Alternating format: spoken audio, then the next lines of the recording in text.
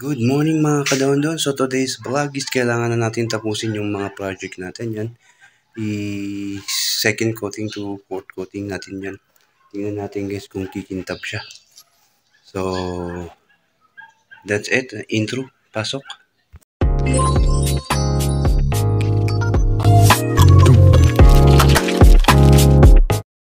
Okay guys, so today's vlog is kailangan naman na natin tapusin dito. Yung mga yan, yung upuan na yan. And then ito, kailangan na natin tapusin yan. O yung mga yan, kailangan na natin lihain yan. Ito lang po ang nagpapatagal guys, yung pagliliha natin.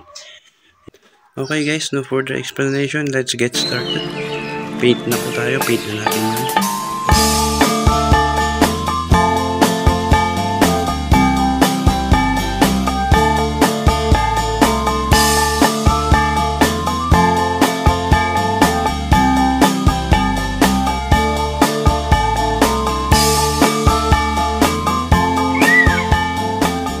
Okay guys, so that's it for our second coating. Update ko kayo na lang po guys mamaya if ever na gagamit na po tayo ng yan, lacquer clear gloss wood finishes yan.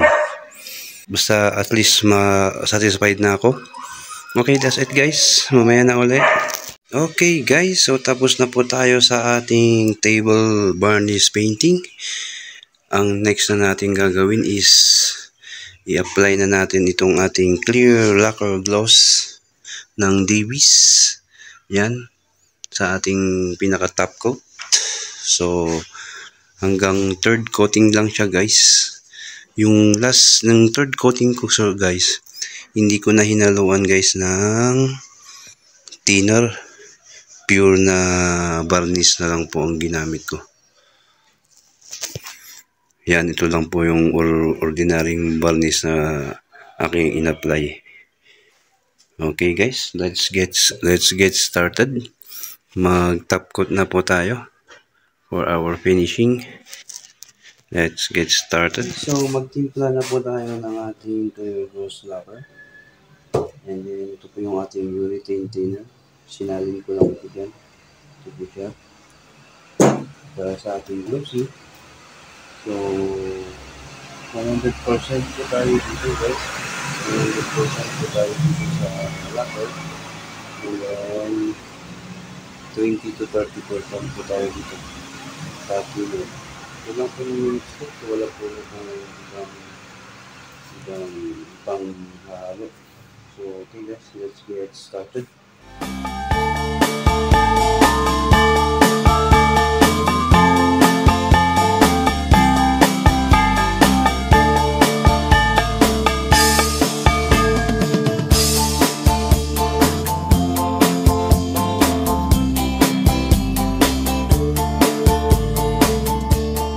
Okay guys, so yan na nga po siya guys. First coat sa ating lacquer clear gloss. Yan. Papatutuyuin na natin siya guys and then tirain na natin ng second coat. There. Yan na po siya guys, yung ating lacquer clear gloss. So 15 minutes papatuyo natin to and then mag last coat na tayo. Okay guys, let's wait for 15 minutes. Okay guys, we're done na. Tapos na ating 15 minutes. So it's about time na i-final na natin siya. Final coating.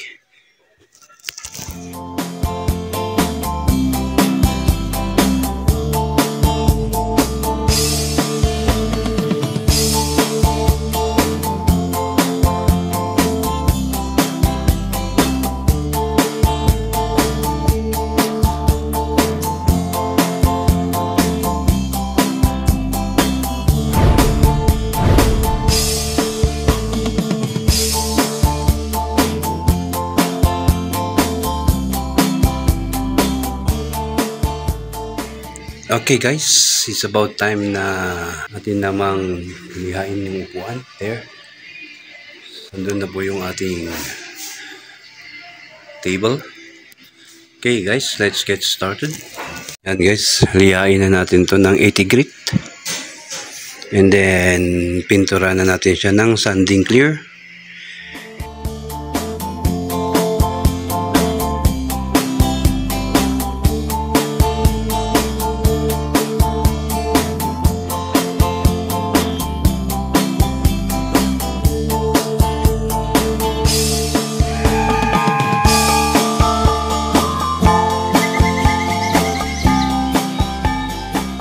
Okay guys, we're done na sa ating pagliliha ng 180 grit. Next na natin gagawin dito guys is ipapolish na natin siya para matanggal yung alikabok at kuminis ng konti. Yan, gamit po itong ating polishing disc. Yan, na-order po natin ito sa Shopee. Ito yung ginagamit yung pang-polish ng knife. Ito po yung ginamit natin na 180. Yan. Okay, let's get started.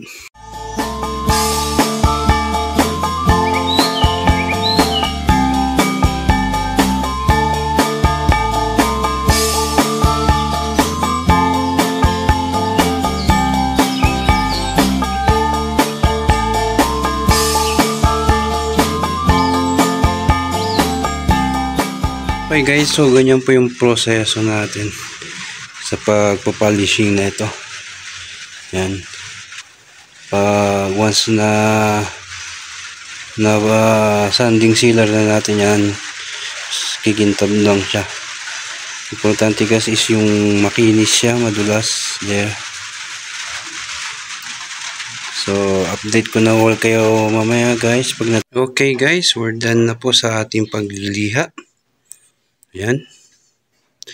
Isa-sanding sealer na ho natin. Hanggang second coating ng sanding sealer. And then after that. Okay guys, let's get started.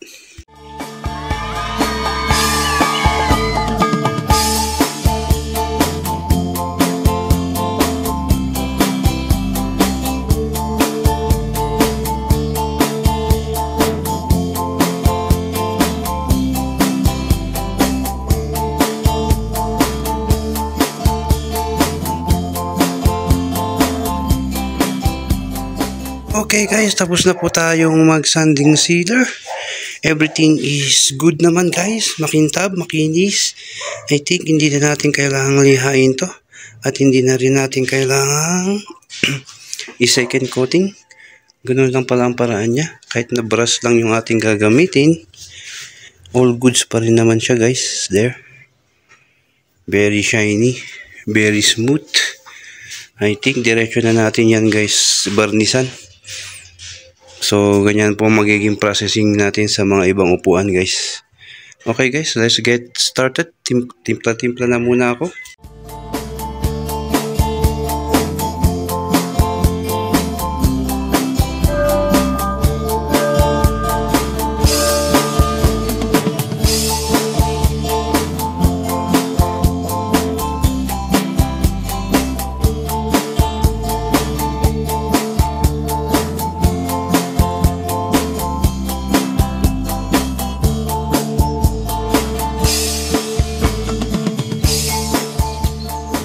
Okay guys, so yan na po ang ating first coating.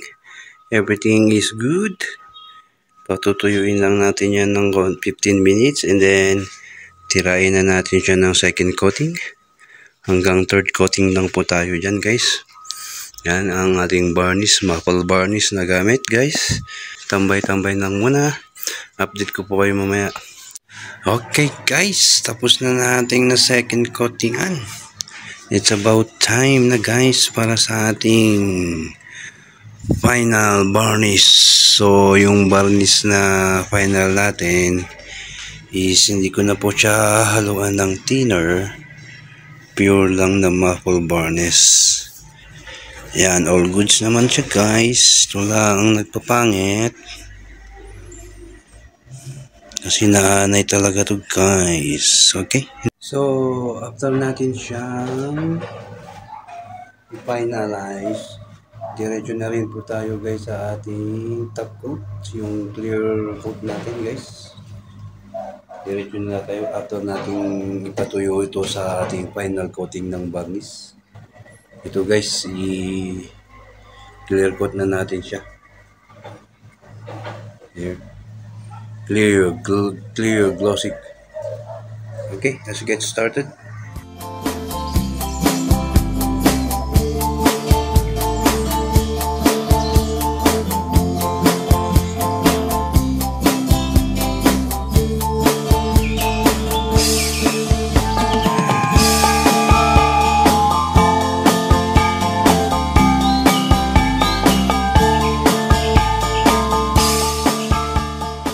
Okay guys, all goods na naman po tayo sa ating last and final painting ng varnish.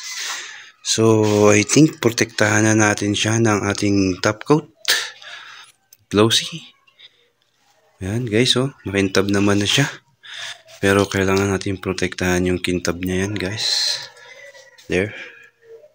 Okay, let's get started. Timpla na po ako.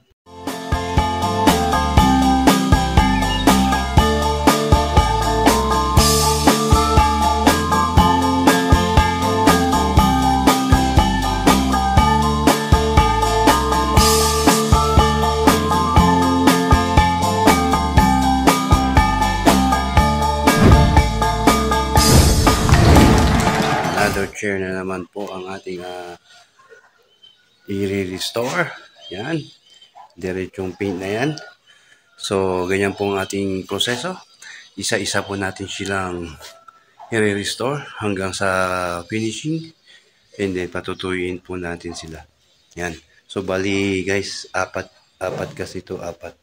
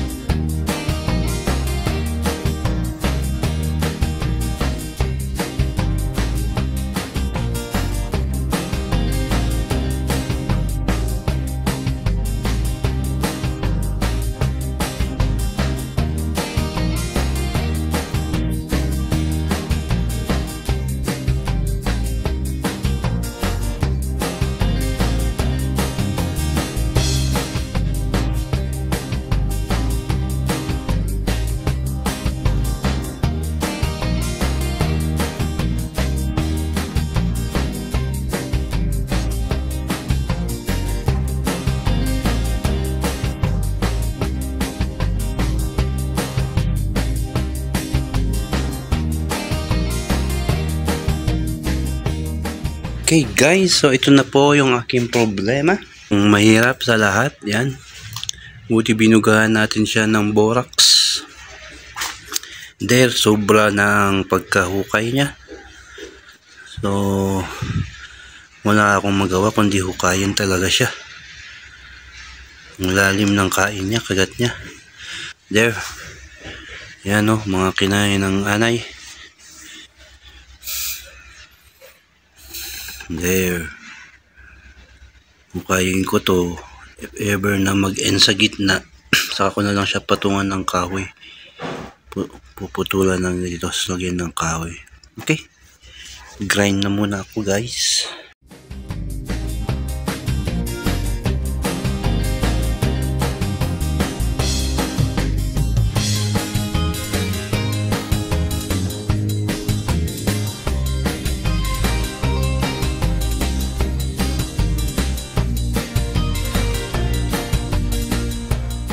Ayan na nga guys, halos wala na guys natira. See, manipis na siya. So my plan guys is to cut here. Putulin dun. Then let's see what will happen. Wala talaga. Kailangan talaga guys, pag ganitong mayroon tayong kahoy na upuan is nilalabas natin. Pinapaarawan. Kasi isa rin pang patay ng termite ang pagsikat ng araw. Okay guys, let's get started.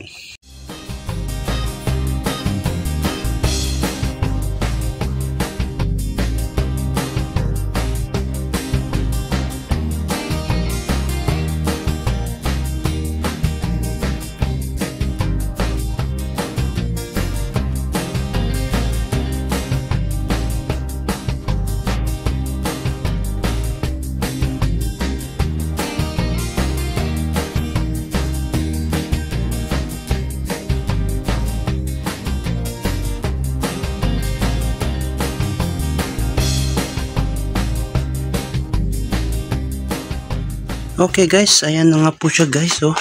Halos talagang kinain ng kalahati. See, oh. Ayun na yung pinaka ano niya, oh. Oh, wala talagang matitira. So ganyan na mangyayari dyan. Maghuhukay ulit tayo dito. There. There. Ayun na yung pinaka ano niya. Ang pinaka-anay na kinain niya guys, so grabe. So that's it guys.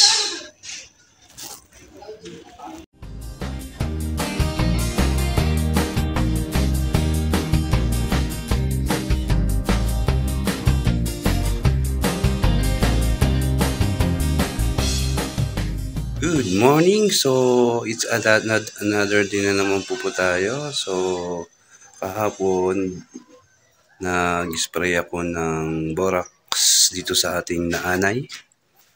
There. Ito po yun. So I decided na lang na lagyan ng wood glue yung mga butas. Kasi na-sprayan ko naman na siya ng borax. Dero. Totally talagang kinain na ng anay. Medyo basa pa po. There.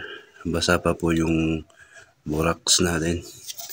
Ito po yung lalagay natin. Papahid natin dito. So patutuyuin na natin muna yan and then proceed na muna ako sa ibang upuan. Okay, ito na po yung ating next na upuan. Pangatlo na po to. This one is wala siyang tama. Liha lang tayo dito. Okay, let's get started.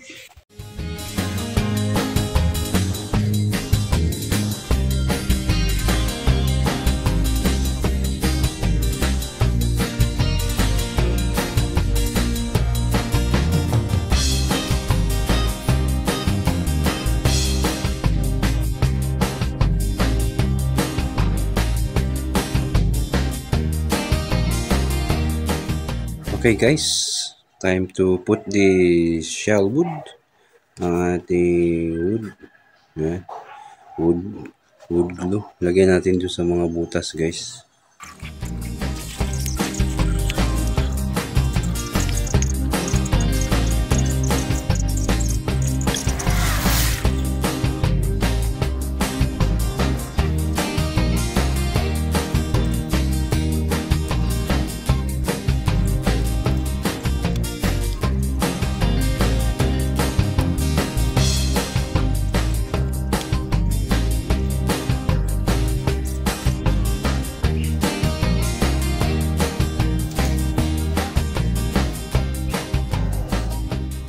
Okay guys, it's about time para mag-sanding sealer na po tayo.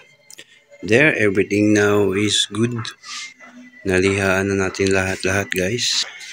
So yan na po yung ating nilagyan ng wood glue. Nalihaan ko na guys to ng 120.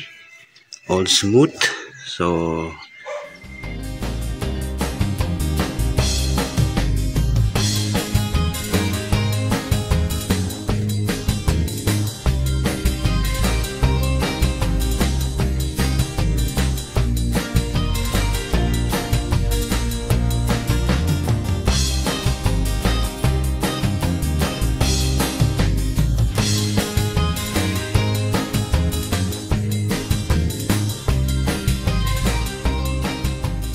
ayan na nga guys. So na first coating na natin guys yung tatlo. So patitigasin lang natin ng konti. Kasi nga guys, ang lakas ng amoy niya. Okay. Let's wait mga 15 minutes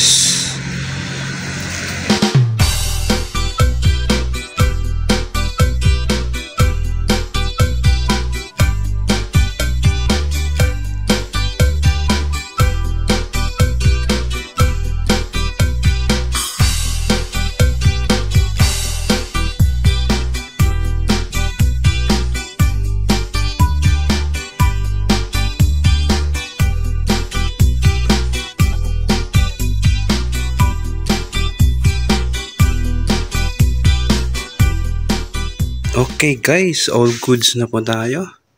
Hanggang second coating lang po yung ating sanding sealer. Then kinapa ko na po siya, wala naman siyang roughness. So I think is diretso na natin siyang ibabarnis. There. Nang masimulan naman natin yung mahabang upuan na ito. Yan. As you can see, there, very smooth. Nothing else to find. Hindi na kailangang lihain. There. Konting-konting tuyo na lang. Then, let's proceed to varnishing.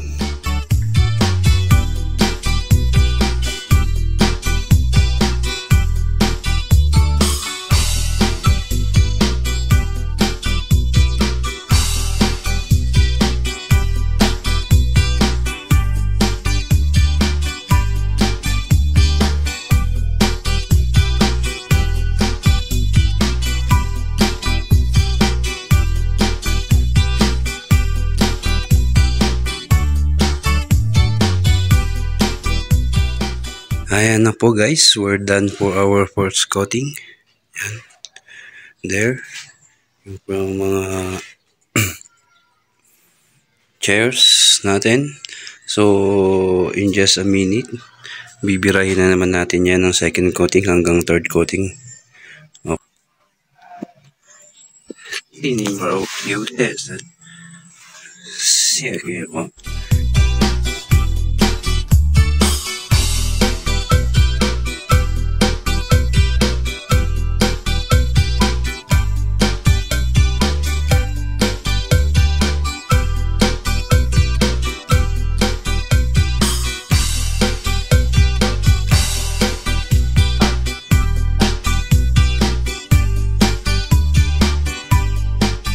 Okay guys, we're done ulit sa ating second coating. Yan, mukhang paganda na ng paganda ang outcome. Hindi na guys na pintura sa loob na yan kasi lalagyan niya ng foam. Okay, tambay-tambay na lang po tayo for the final coating at sa pinaka top coat niya. Magta-top coat na tayo dyan after third coating. So yan na po siya guys. Painit lang natin ng konti. Then proceed na tayo sa final coating. And then the top coat natin is yung glossy.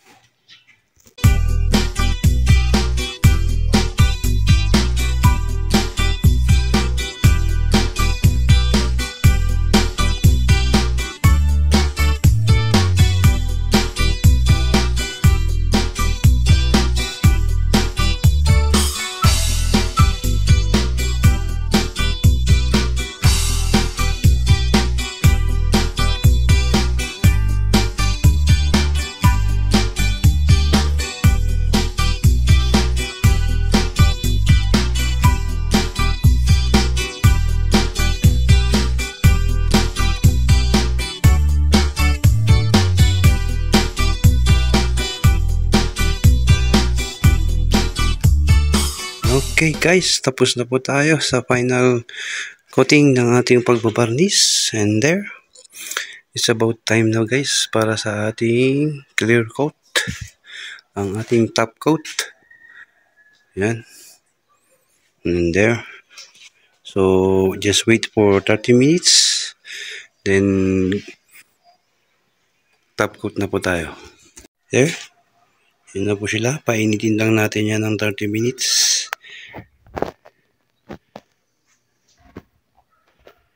Okay guys, I have to take a break. Okay, about time to our top coat. Yan na po guys, makulimlim na naman ang kalangitan. Mukhang matatagalan na naman matuyo ang ating top coat. Let's get started.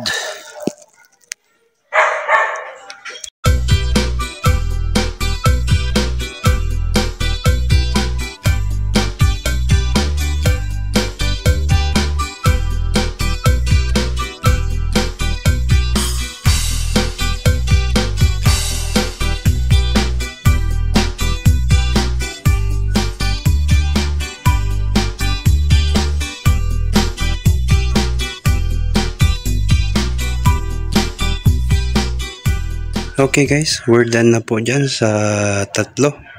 Kasi natapos na natin yung isa at isang table. Isang ganyan tsaka isang table.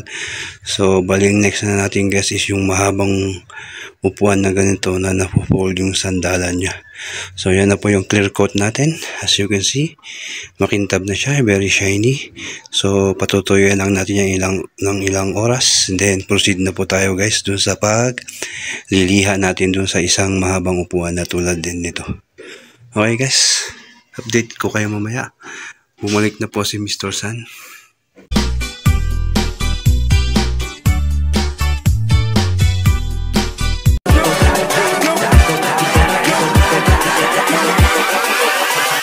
Hold up.